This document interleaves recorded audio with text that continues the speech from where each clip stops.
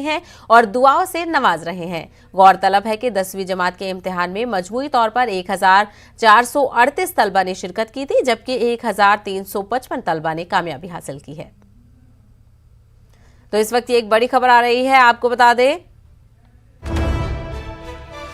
लोकसभा में OBC तरमीमी bill मंजूर कर लिया गया है। तो इस वक्त की बड़ी खबर आ रही है, कानून की दफा 127 में तरमीम की गई है। रियासतों को भी ओबीसी फहरिस्त तैयार करने का हक दिया जाएगा। तो इस वक्त की बड़ी खबर हम आपको बता रहे हैं, लोकसभा की कार्रवाई के दौरान ओबीसी तरमीमी बिल मंजूर कर लिया गया है। कानून की दफा 127 में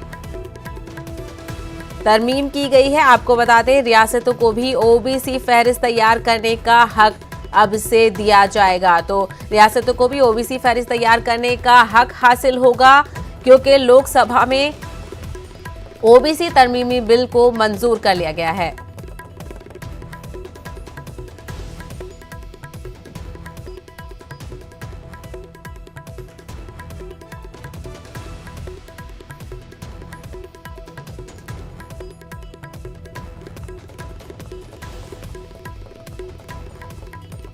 कर्नाटक बीजेपी अकलेती मोर्चा ने